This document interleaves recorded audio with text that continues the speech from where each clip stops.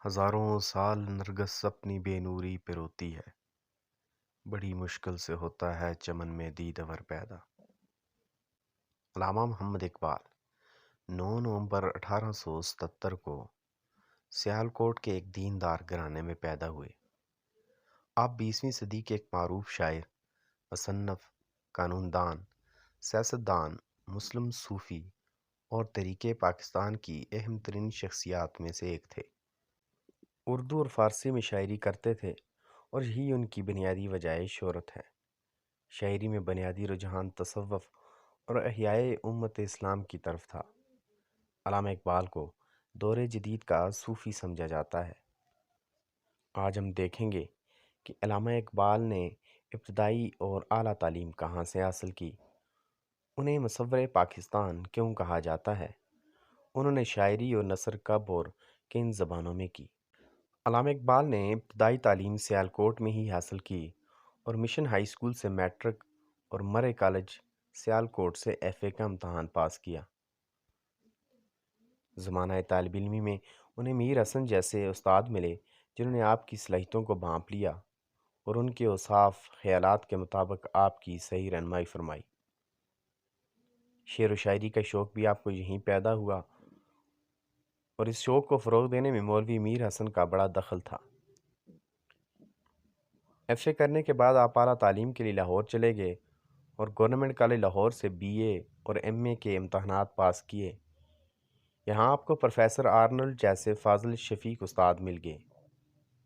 1905 میں علامہ اقبال اعلیٰ تعلیم کے لیے انگلستان چلے گئے اور کیمبرج یونیورسٹی میں داخلہ لے لیا اور پروفیسر براؤن جیسے فاضل اساتذہ سے رہنمائی حاصل کی۔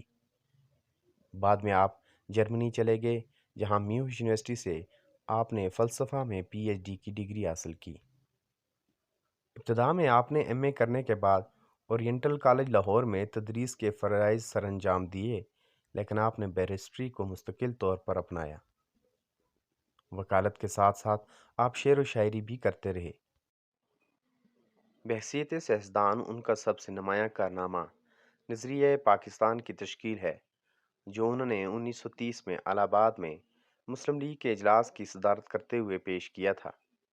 یہ نظریہ بعد میں پاکستان کے قیام کی بنیاد بنا۔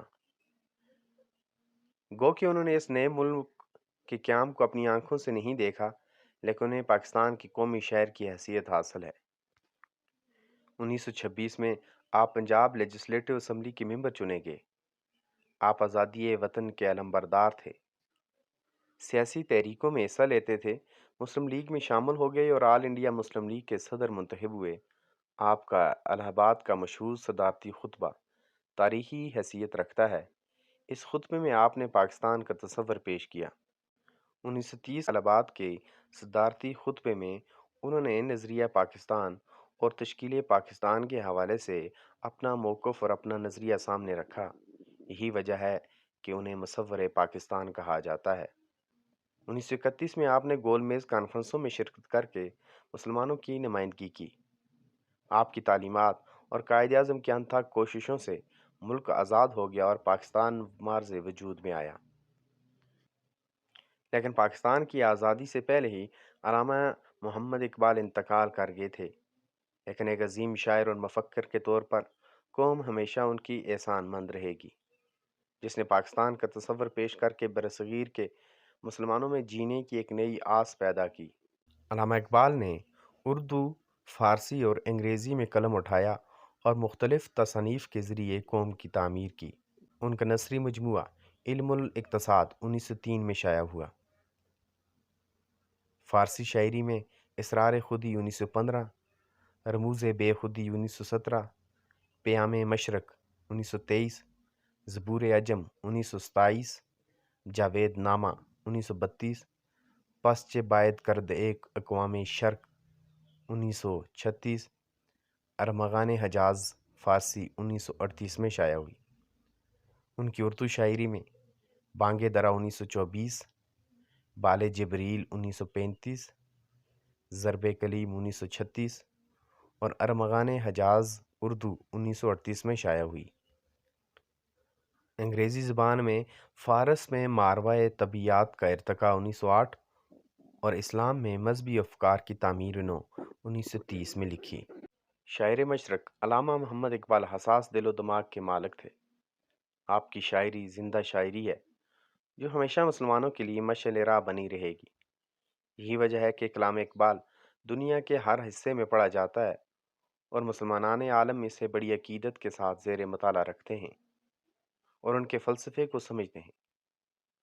اقبال نے نئی نسل میں انقلابی روح پھونکی اور اسلامی عظمت کو اجاگر کیا۔ ان کی کئی کتابوں کے انگریزی، جرمنی، فرانسیسی، چینی، جاپانی اور دوسری زبانوں میں ترجمے ہو چکے ہیں، جس سے بیرون ملک بھی لوگ آپ کے معترف ہیں۔ بلا مبالغہ اقبال ایک عظیم مفکر مانے جاتے ہیں